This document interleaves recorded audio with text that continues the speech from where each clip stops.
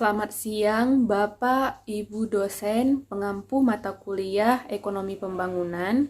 Di sini kami dari kelompok 5 kelas Palembang akan memaparkan hasil kerja kelompok kami mengenai materi solusi alternatif mengatasi kemiskinan di Indonesia.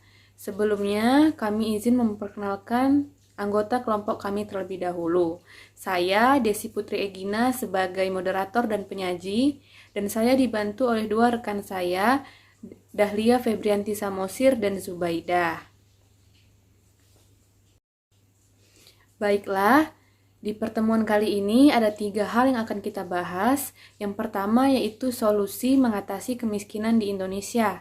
Yang kedua, rekomendasi penanggulangan lonjakan angka kemiskinan ketika pandemi di Indonesia. Dan yang ketiga yaitu kesimpulan. Baiklah, langsung saja, solusi alternatif mengatasi kemiskinan di Indonesia akan dijelaskan oleh saya sendiri.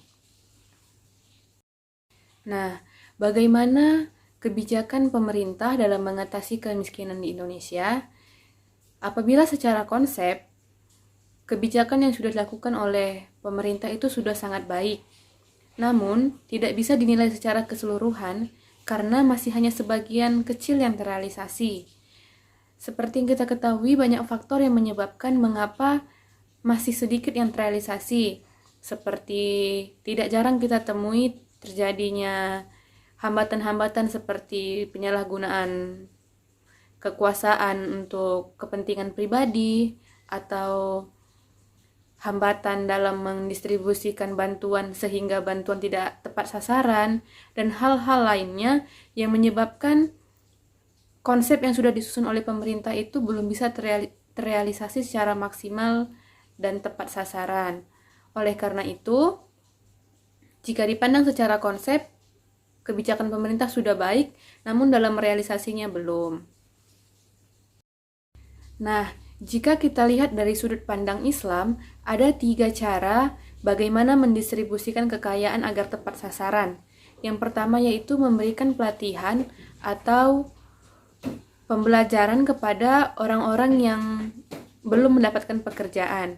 Nah, hal ini selaras dengan kebijakan pemerintah, di mana pemerintah sudah berupaya untuk memberikan pelatihan-pelatihan kepada masyarakat yang berada di usia kerja atau berada di dalam angkatan kerja namun belum atau tidak mendapatkan pekerjaan.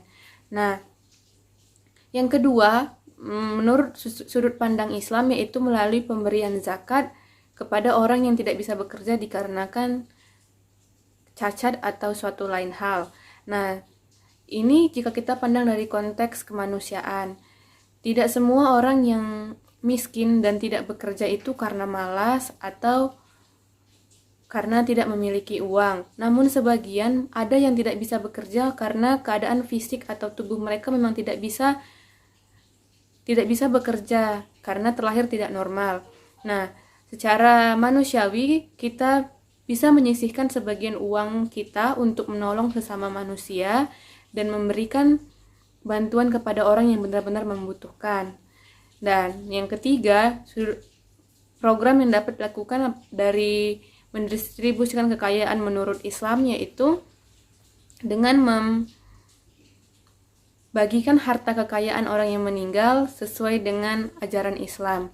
Nah, misalnya ada orang yang meninggal dan meninggalkan kekayaan, maka kekayaan itu bisa didistribusikan ke orang lain sesuai dengan peraturan dan kesepakatan yang telah disepakati.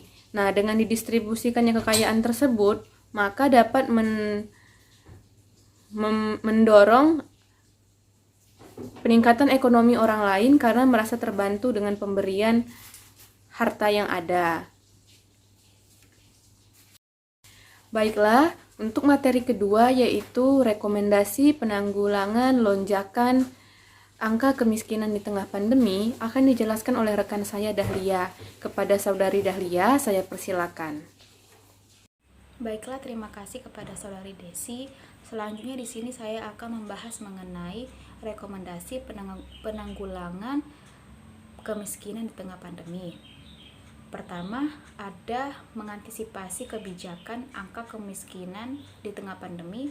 Yang kedua, mengintegrasikan penyaluran bantuan sosial sehingga menjadi lebih sederhana. Yang ketiga, mengurangi beban pengeluaran masyarakat, khususnya masyarakat miskin dan hampir miskin, terutama dengan menurunkan biaya-biaya dikontrol pemerintah atau administrative prices. Nah, di sini ada 4. Yang pertama, menurunkan harga BBM yang menjadi salah satu komponen terbesar pengeluaran penduduk miskin. Yang kedua, menambah jumlah rumah tangga penerima diskon pemotongan tarif listrik sehingga mencakup minimal seluruh pelanggan 900 volt ampere. Yang ketiga, menurunkan harga LPG 3 kg yang kebanyakan dikonsumsi oleh masyarakat menengah bawah. Yang keempat, memberikan diskon atau menggratiskan tarif air untuk rumah tangga, khususnya di daerah-daerah yang menerapkan PSBB. Selanjutnya, saya kembalikan kepada moderator. Nah, melalui Saudari Dahlia tadi sudah kita ketahui 3 rekomendasi yang dapat dilakukan oleh pemerintah dalam menekan angka kemiskinan di tengah pandemi. 2 poin berikutnya akan dijelaskan oleh rekan saya Zubaidah. Kepada Saudari Zubaidah, saya persilakan. Baiklah, terima kasih kepada moderator. Di sini saya akan melanjutkan mengenai rekomendasi penanggulangan lonjakan kemiskinan di tengah pandemi. Yang keempat yaitu meningkatkan insentif bagi petani, peternak, dan juga nelayan melalui skema pembelian produk oleh pemerintah dan juga perikanan. Nah, di tengah pandemi ini, para petani, peternak, dan nelayan yang terus berproduksi kini menghadapi minimnya harga pasar. Kemudian yang kelima yaitu meningkatnya investasi pemerintah untuk mengatasi pandemi ini akan berdampak pada peningkatan anggaran belanja pemerintah. Nah, meskipun terdapat ruang untuk memperlebar defisit pemerintah, dapat mengoptimalkan realokasi anggaran yang telah disusun dan menerapkan beberapa kebijakan alternatif.